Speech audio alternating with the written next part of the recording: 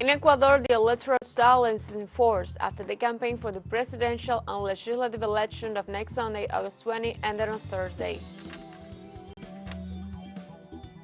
In Argentina, more than 1,000 families were affected by the floods caused by heavy rainfall that hit the city of Plata with particular strength.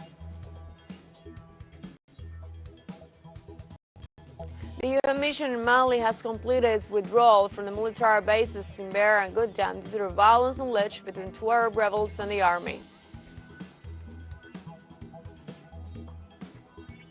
Hello, welcome to From the South. I am Ana Razabal from the TeleSUR studios in Havana, Cuba. We begin with the news.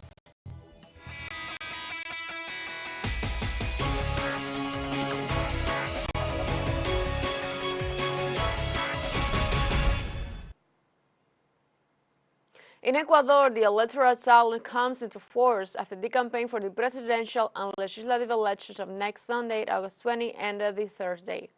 From midnight local time and until the elections are over, political propaganda will be forbidden, a rule that applies to any act of proselytism but does not include dissemination in social networks. Also, from midday on Friday and until Monday, dry law is in force, suspending the sale, distribution, and consumption of alcoholic beverage. These elections are marked by the spiral violence associated with drug trafficking and organized crimes, which even claimed the life of the presidential candidate of the Construye movement, Fernando Villavicencio, last August 9. In this context, the National Electoral Council inaugurated on Friday the home voting system to facilitate the suffrage from people over 50 or with disabilities. The Electoral Council implemented this strategy to facilitate the suffrage for the people who might need it. With this purpose, members of the board will move on a vehicle to beneficiaries' homes. Once at the residence, the president of the board will ask the voter or person of the trust for an identification card to verify that the voter is registered in the electoral roll.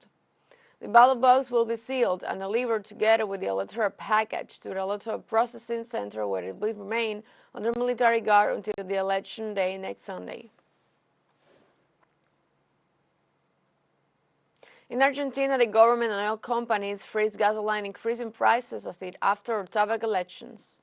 The Minister of Economy, Sergio Massa, announced the Thursday night that fuel prices will freeze until October 31st to contain the impact of the devaluation.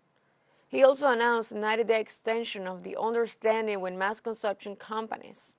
Massa explained that the impact of the devaluation in the refining sector will be distributed among consumers who will pay the single increase, as well as the company which will give up part of the profits and the states which will give up part of the resources it collects from the companies on the sale of fuels. The Brazilian Federal Police arrested the commander of the military police, Clepter Rosa, accused of mission in the attacks on the installation of the three branches of government on 8 January. According to a statement, the operation against the leadership of the Federal District Military Police resulted in half a dozen searches and 7 arrests, including of 2 commanders and 5 officers, for alleged conclusion on the January 8th attacks. The prosecution also collected evidence some of the messages exchanged by the suspects, and the content of which repeated conspiracy theories about alleged fraud. The hacker Walter Delgado confessed Thursday in Brazil that the former president of that nation, Jair Bolsonaro, suggested hacking the electoral voting system in the last elections. According to the hacker, Bolsonaro wanted to use the hacking to demonstrate the alleged fragility of the electronic suffrage system. Delgado stated before the Parliamentary Commission investigating the assaults on national powers on January 8th that the former head of state even promised him a pardon in case he was caught carrying out these illegal tasks. The computer scientist explained that it suggested to him to create a fake electronic ballot box he used to be as propaganda, in which a voter could vote for one and the suffrage could be pointed out to another. In addition, she assured that the ultra-right-wing Congresswoman Carla Zambelli was the intermediary in the meetings.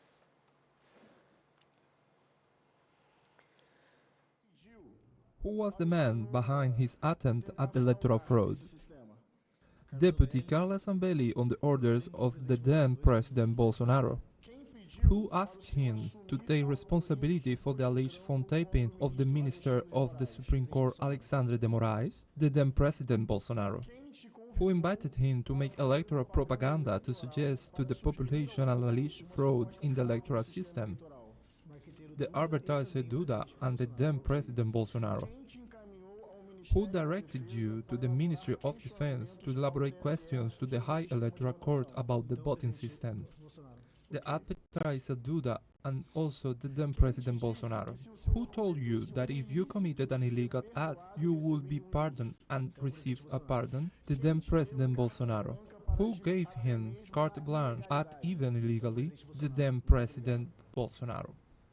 In Venezuela, during the podcast Los Neres of the president of Multimedia, Patricia Villegas, the leader of the Lancaster Workers' Movement of Brazil, João Pedro Stadil, stated that the Latin American region is going through an important crisis of capitalism and urgency to protect their privileges. Brazil and Latin America are living a serious crisis of capitalism, and the bourgeoisie, to protect their privilege in the face of the capitalist crisis, in the last 6 years gave us 4 anti-democratic coups against the people, overthrew Dilma without any reason, imposed on us a puppet government, put Lula in jail, and then imposed a fascist government of a crazy captain called Bolsonaro. During that period, we managed to resist, as you said. Our popular movement were the first to be in the trenches for Lula's freedom and the recovery of democracy. In the same line, João Pedro Stadil affirmed that the capitalism phases continue with the illegal seizure of different lands, including indigenous territories. The capitalists and fascists, precisely in times of crisis, continue to take over public lands, indigenous lands, because they are interested in privatizing the goods of nature and accumulating, not producing food, but accumulating.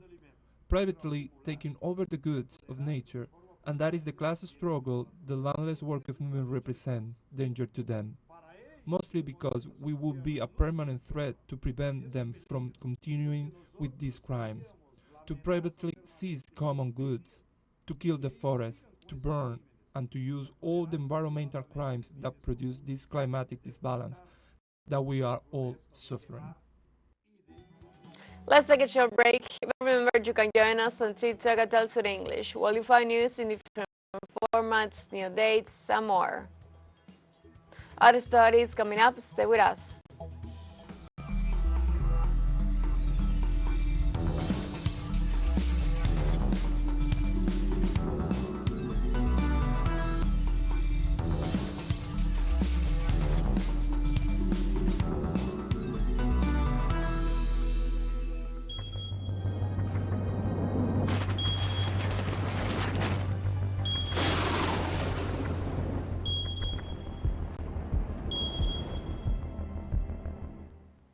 Welcome back. In Argentina, more than 1,000 families were affected by the floods caused by heavy rainfall that hit the city of La Plata with particular strength. According to reports from the authorities, in 1 hour it rained the same volume of water equivalent to what it usually rains in the whole month of August. As a consequence, dozens of streets and houses were totally flooded after the streams that crossed the city overflowed.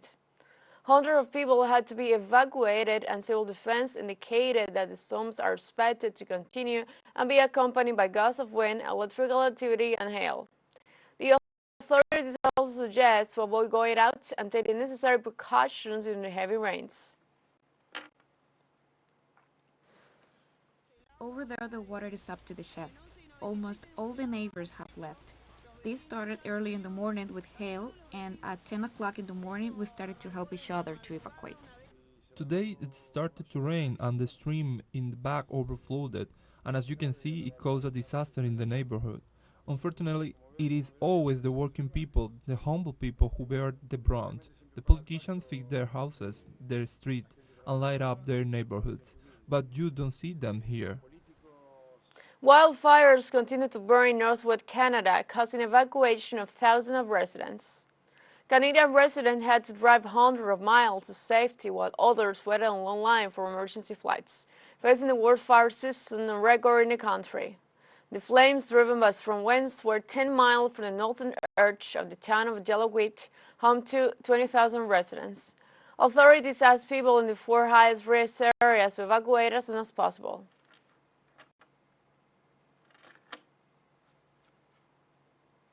In the United States, authorities report 111 dead and at least 1,000 missing after Hawaii wildfire. Security forces do not know the real number of dead after the force-free incidents of the last few days. They also believe that the Polish figure could rise as rescuers locate bodies and remove debris.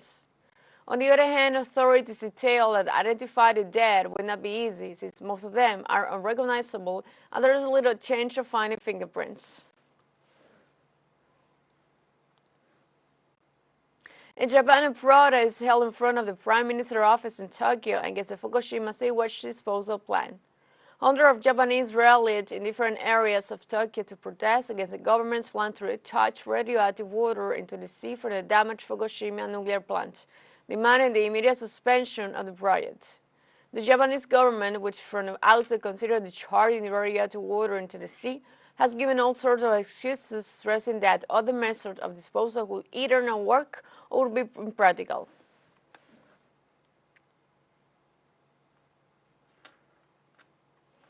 We are at the moment where the treated water will be released soon.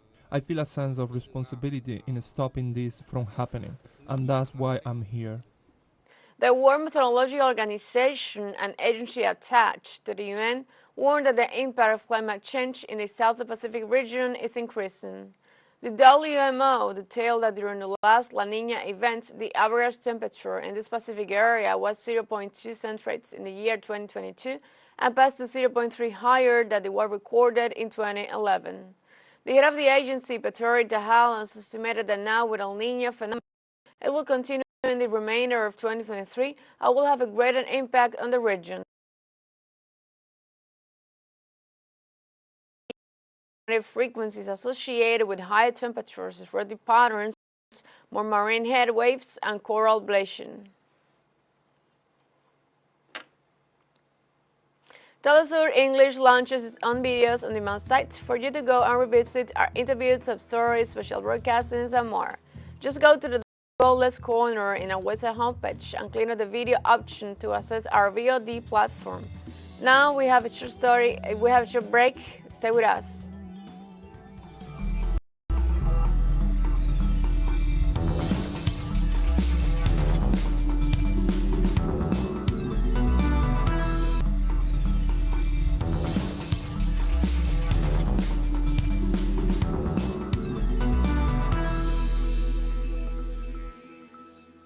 Welcome back. The government of Belarus assured that it will respond immediately if Ukraine, the Baltic countries, or Poland act aggressively against it. President Alexander Lukashenko indicated that the response will be overwhelming because Belarus is not in competition with them or has any differences. The president said that if there are hostile incidents on the part of the Baltic countries, the response will be forceful, which will result in considerable losses and damage. Lukashenko added that nuclear weapons located in the Slavic country will not be used if there is no aggression against Minsk. However, if there is an aggression, Belarus will not wait and will use the whole arsenal. Russian and Chinese Navy ships have been jointly conducting maritime patrols and naval exercises in the Pacific Oceans in order to counter airstrikes. Images released by the Russian Defense Minister on Friday show ships of the navies of the two countries participating in joint maritime patrols. The maneuvers involve rescue training and anti-aircraft drills. The defense portfolio further said that drills included practice in replenishment of field services by ships and transfer of cargo on the move, adding that the joint detachment of ships had covered more than 6,000 nautical miles since the start of the exercises.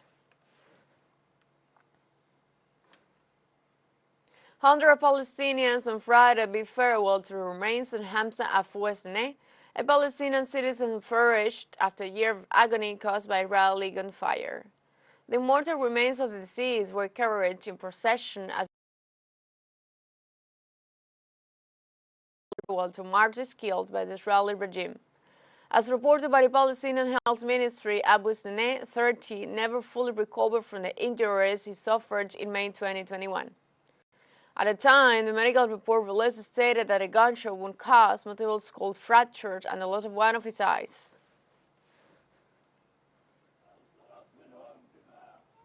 Iraq's intelligence minister announced the arrest of a key suspect in a recent terrorist attack claimed by Daesh on a Muslim shrine.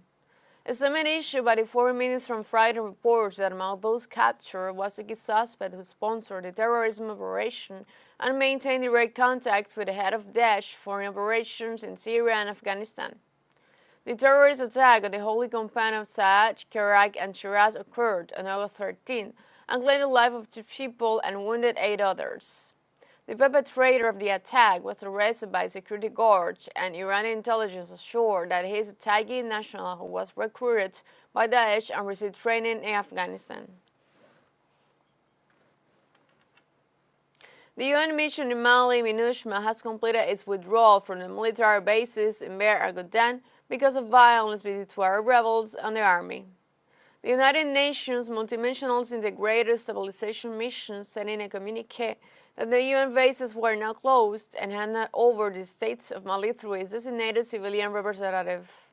The document refers to the formal return of the facilities, symbolizing the end of the presence of MINUSMA in the conflict areas, which had also been accused of abuses in various communities. They also signed an agreement with the region's governorate specifying the status and description of the infrastructure.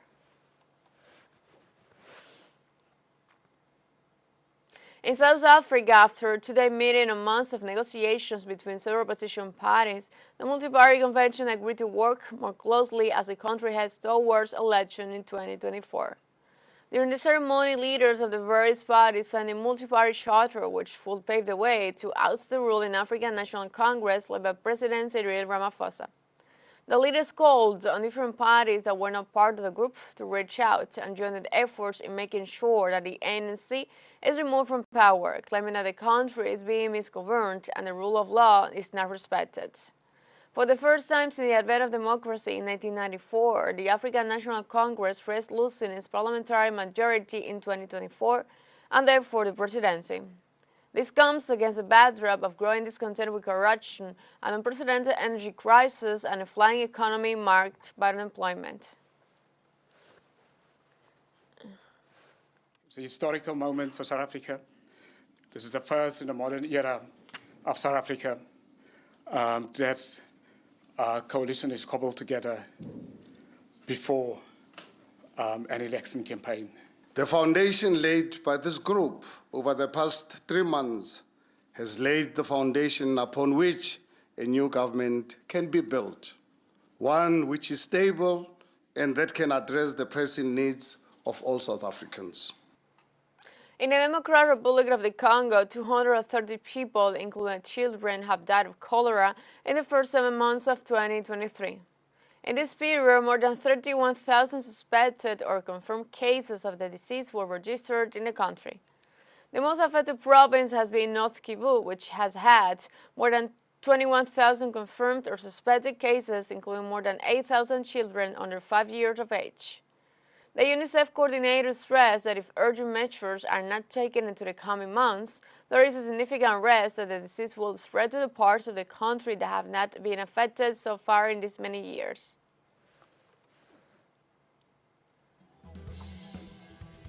We have come to the end of this news brief. You can find this and many other stories on our website at telesurenglish.net.